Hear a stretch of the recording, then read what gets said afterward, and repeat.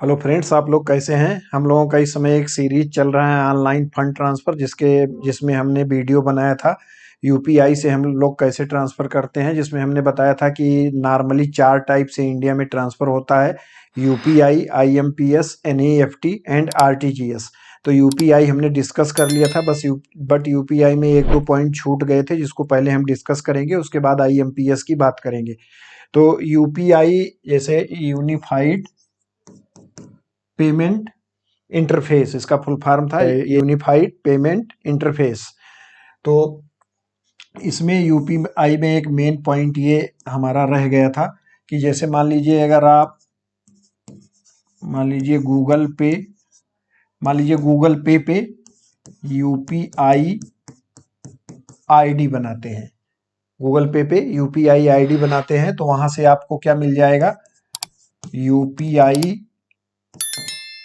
Pin मिल जाएगा। UPI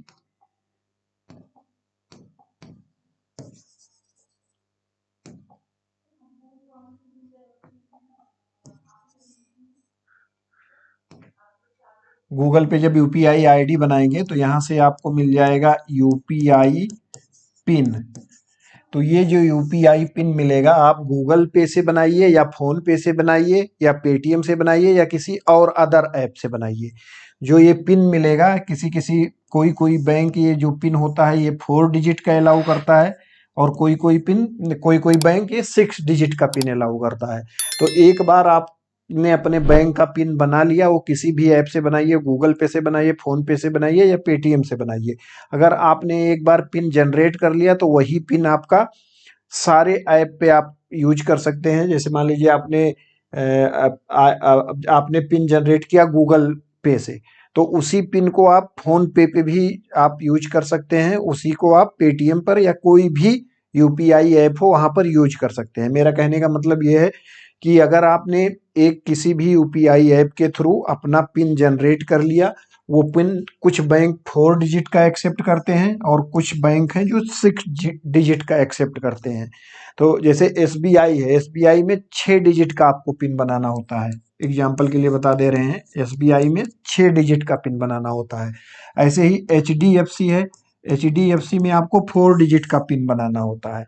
तो आपने एक बार पिन बना लिया तो वही पिन आपका हर एक ऐप पे चलेगा। ऐसा नहीं है कि आपने गूगल पे से पिन बनाया है तो वो पिन आपका फोन पे काम नहीं करेगा, वही सेम पिन आपका फोन पे भी काम करेगा। आप फोन पे से भी ट्रांसफर कर सकते हैं, पेटीएम पे ट्रांसफर करेंगे तो वही सेम पिन आपका पेटीएम पे ट्रांसफर भी काम करेगा। तो ये एक पॉइंट रह गया था यूपीआई में जो हमसे छूट गया था पिछले वीडियो में। तो हमने इस वीडियो में इसलिए इसको एक्सप्लेन कर दिया कि आप किसी भी ऐप से पिन बनाइए, वो सारे ऐप पे काम करेगा। वो पिन आपका बैंक किस बैंक का आप बना रहे हैं उस पे बेस्ड होता है कि आपका 4 डिजिट का पिन होगा या 6 डिजिट का पिन होगा। तो ये मेन पॉइंट था। अब इसके बाद हम लोग आते हैं आईएमपीएस पर। IMPS IMPS immediate fund transfer. जैसे इसका नाम से ही कंफर्म हो रहा है, इमीडिएट फंड ट्रांसफर मतलब ये तुरंत ट्रांसफर होता है। जैसे आप ट्रांसफर करेंगे एक अकाउंट से दूसरे अकाउंट में क्रेडिट हो जाएगा। तो सबसे पहले इसमें बात करते हैं। तो इसमें अगर हम देखें तो ये 24/7 मतलब 24 आवर्स आप ट्रांसफर कर सकते हैं। साल के 365 दिन आप किसी भी टाइम, रात दिन, कभी भी ट्रांसफर कर सकते हैं। तो एक तो मेन पॉइंट ये हो गया कि आप हमेशा इसको ट्रांसफर कर सकते हैं यूपीआई की तरह। बट यूपीआई में क्या था, आप यूपीआई आईडी डाल के ट्रांसफर करते थे या बार कोड को स्कैन करके ट्रांसफर करते थे। इसमें स्कैन करके ट्रांसफर करने की फैसिलिटीज नहीं है। तो इसमें कैसे ट्रांसफर कर पाएंगे। नंबर एक, account number plus IFSC code, account number plus IFSC code. सबसे जो इसमें जो सबसे पॉपुलर जो ट्रांसफर करने का तरीका है वो यही है, आईएफएससी मतलब account number plus IFSC code. और एक सेकेंड टाइप और है, मोबाइल नंबर प्लस MMID, ये 7 डिजिट का एक MMID होता है, 7 डिजिट। तो 7 डिजिट का एक MMID बैंक अलॉट करता है। जब आप ऑनलाइन ऑनलाइन जब एक्टिवेट करते हैं IMPS, तो वो 7 डिजिट का एक MMID नंबर मिल जाता है। तो MMID नंबर का यूज करके प्लस मोबाइल नंबर का यूज करके भी आप IMPS की से ट्रांसफर कर सकते हैं। थर्ड है आधार नंबर। आधार नंबर का यूज करके भी कुछ बैंक, लिमिटेड बैंक हैं जो ये फैसिलिटी देते हैं ट्रांसफर करने का। बट सबसे ज़्यादा जो इसमें यूज हो रहा है ये हमारा है account number plus IFSC code, इससे सबसे ज़्यादा ट्रांसफर होता है। MMID से भी कुछ लोग ट्रांसफर करते हैं, पर ज़्यादातर लोगों को पता ही नहीं होता है कि उनका MMID है क्या, कैसे जनरेट होगा। बट वो जनरेट करने का तरीका यहाँ पर है। तो हमने ये देख लिया कि सबसे ज़्यादा क्या यूज होगा, अकाउंट नंबर और IFSC कोड, जो आजकल सभी लोगों के पास रहता है, सभी के पासबुक में लिखा भी रहता है। अब यहाँ पर देखिए IMPS अगर आपको एक्टिवेट करना है तो IMPS एक्टिवेट कैसे होगा। उसको एक्टिवेट करने के लिए आप या तो मोबाइल बैंकिंग एक्टिवेट करिए या इंटरनेट बैंकिंग एक्टिवेट करिए, और कुछ ATM है जिनके थ्रू भी IMPS हो जा रहा है। तो किसके किसके थ्रू होगा? Number 1 mobile banking, number 2 internet banking and ATMs। कुछ ATMs हैं जिनके थ्रू IMPS हो रहा है। तो इस टाइप से आप इसको एक्टिवेट कर सकते हैं। अब यहाँ पर सबको पता होगा इंटरनेट बैंकिंग एक्टिवेट करने का क्या तरीका है। तो इंटरनेट बैंकिंग एक्टिवेट करने के लिए अब कई बैंकों ने तो दे दिया है कि आपको ब्रांच जाने की आवश्यकता नहीं है। वहाँ पर आप उसका पूरा डिटेल डालिए, जिसमें bank account number and customer identification number CIF number आपको डालना होता है, बैंक अकाउंट नंबर डालना होता है, मोबाइल नंबर डालना होता है, और वहाँ पर आपको OTP आता है, और कुछ बैंक में आपको ATM कार्ड का भी डिटेल डालना होता है। तो इससे इंटरनेट बैंकिंग एक्टिवेट हो जाता है। इंटरनेट बैंकिंग एक्टिवेट हो जाने के बाद आपको सारी फैसिलिटी मिल जाती है, जिसमें IMPS, NEFT एंड RTGS, इसको भी एक्टिवेट करना पड़ता है। मतलब ट्रांजैक्शन राइट को जब आप एक्टिवेट करेंगे तो ये तीनों फैसिलिटी आपको मिल जाएगा, IMPS and NEFT and RTGS। तो ये मेन पॉइंट हो गए। अब इसमें हम देखते हैं कि अगर आपको इसमें फंड ट्रांसफर करना हो तो कितना लिमिट होता है। तो लिमिट इसका जो होता है, मिनिमम लिमिट होता है 1 rupees, 1 rupees, and maximum limit 5 lakh. Maximum limit इसमें होता है 5 लाख।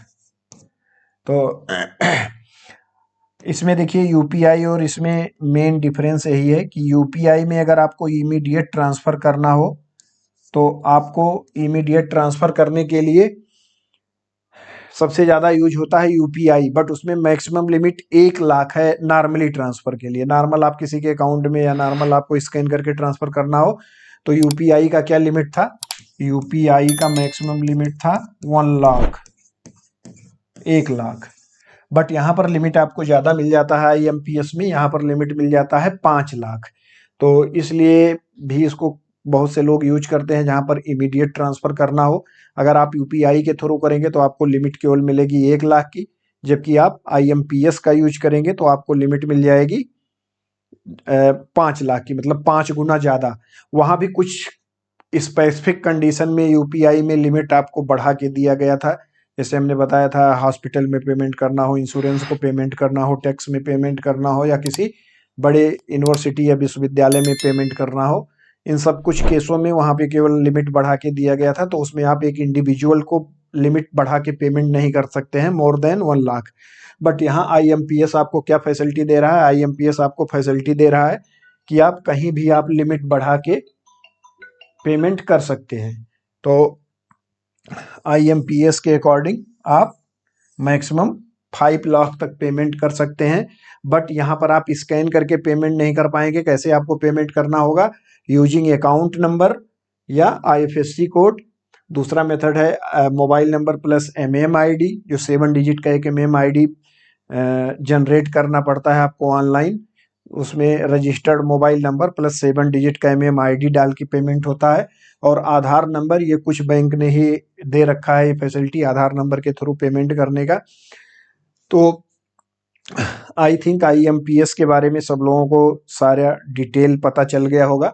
अब यहाँ पर हम एक लास्ट पॉइंट देख लेते हैं कि इसके चार्जेस क्या हैं IMPS के। तो IMPS का चार्ज देख लेते हैं क्या है।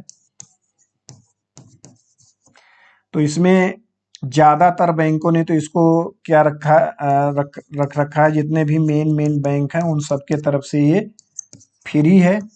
कुछ बैंक हैं, कुछ लिमिटेड बैंक हैं जिन बैंकों ने चार्ज रख रखा है 2 रुपये से लेके 25 रुपया प्लस GST, तो बेस्ड ऑन अमाउंट। तो कुछ लोगों ने अमाउंट के ऊपर चार्ज कुछ रख रखा है। जैसे अगर मान लीजिए आप 10,000 तक ट्रांसफर करते हैं तो 2 रुपया, 50,000 तक ट्रांसफर करते हैं तो 5 रुपया, 1 लाख तक ट्रांसफर करते हैं तो 10 रुपया, 5 लाख तक ट्रांसफर करते हैं तो 25 रुपीज प्लस GST।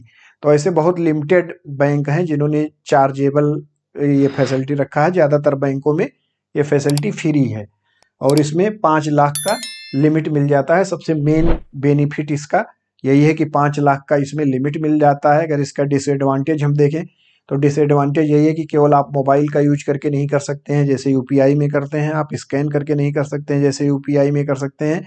इसको ट्रांसफ़र करने के लिए मिनिमम आपको account number plus IFSC code की ज़रूरत पड़ेगी, तो इसका डिसएडवांटेज बोल सकते हैं। और इसका मेन एडवांटेज यही है कि ये रियल टाइम ट्रांसफ़र होता है। जैसे आप ट्रांसफ़र करेंगे बेनिफिशियरी के अकाउंट में ये क्रेडिट हो जाएगा। और सबसे बड़ा एडवांटेज ये है कि आप मैक्सिमम 5 लाख तक ट्रांसफ़र कर सकते हैं। तो आई थिंक IMPS के बारे में सबको क्लियर हो गया होगा। अब इसमें हम लोग नेक्स्ट वीडियो में बात करेंगे NEFT और RTGS के बारे में। तो NEFT के बारे में बात करेंगे, फिर अगले नेक्स्ट वीडियो में RTGS के बारे में बात करेंगे। फिर 1-2 पेमेंट जो और बचे हुए हैं, international plus card to card payment and wallet to wallet payment, इसको भी हम किसी वीडियो में कवर कर लेंगे। तो आई थिंक सबको समझ में आ गया होगा। अगर ये वीडियो आप लोगों को नॉलेजेबल लग रहा है तो आप इसको लाइक करिए, शेयर करिए, सब्सक्राइब करिए और बेल आइकन को प्रेस कर दीजिए जिससे आपको प्रॉपर नोटिफिकेशन मिलता रहे। Thank you for watching.